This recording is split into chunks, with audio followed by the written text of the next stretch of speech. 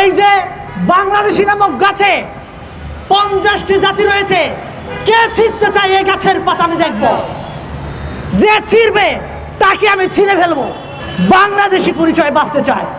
এরপরেই আসবে আমি চাক কিনা, আমি মারমা কিনা, আমি খিয়াং কিনা, আমি বম কিনা।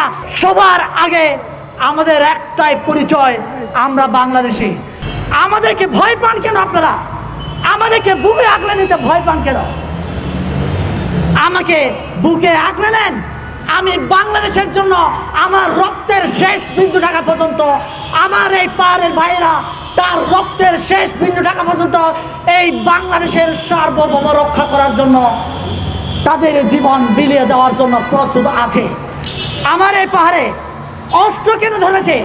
আপনাদের কাছে প্রশ্ন, আপনারা প্রশ্ন করেন আমার এই পাহাড়ের বাইরে কেন অস্ত্র তুলে নিয়েছে?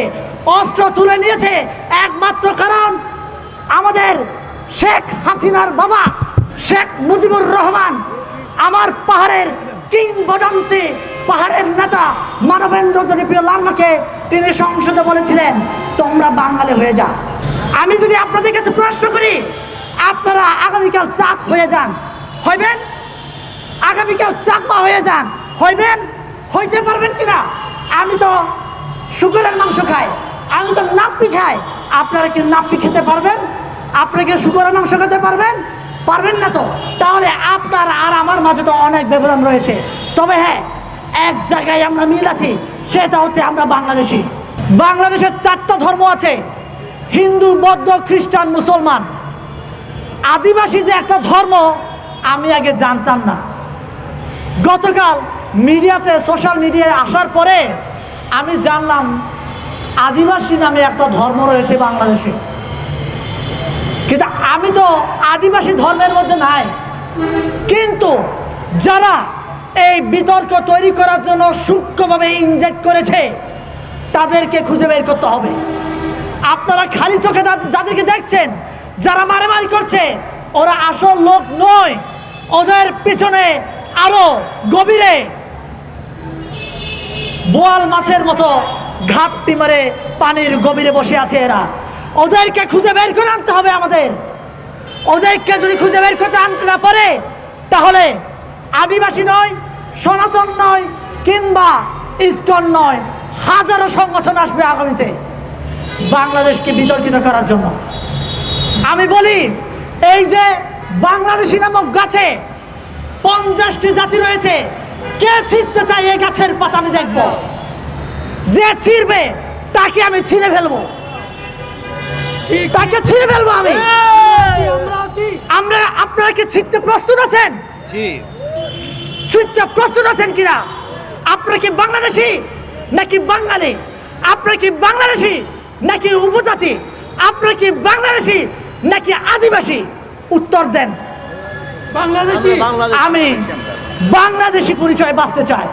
এরপরেই আসবে আমি চাক কিনা, আমি মারমা কিনা, আমি খিয়াং কিনা, আমি বম কিনা, আমি মারমা কিনা, আমি সাঁওতাল কিনা, আমি ওরাও কিনা, আমি টংচঙ্গা কিনা, আমি গারো কিনা।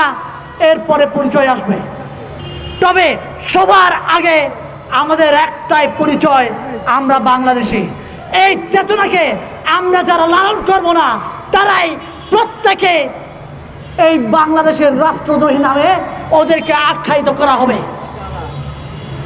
আমি চাই সরকারের কাছে উদাত্ত আহ্বান জানাবো, আমার বাংলাদেশে 50টা জাতির নাম যদি সংবিধানে উল্লেখ করা হয়, ওখানে কি 14টা লাইন লাগবে?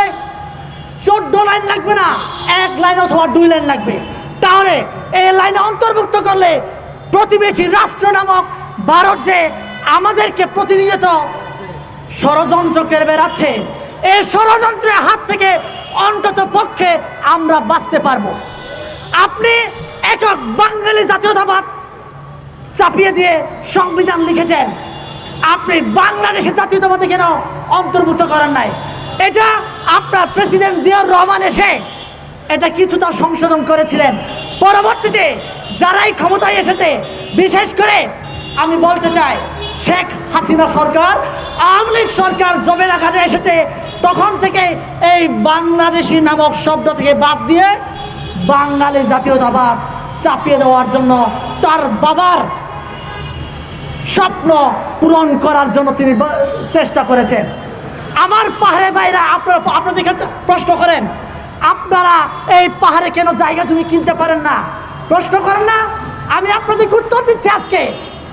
আমার এই পাহাড়ে 3 জেলা, রাঙ্গামাটি, খাগড়াছড়ি, বান্দরবান জেলা, এই 3 জেলাতে এখনো 1990 সনের ভূমি আইন। আপনাদের এই 61 জেলাকে এই আইন বলবৎ রয়েছে? নাই।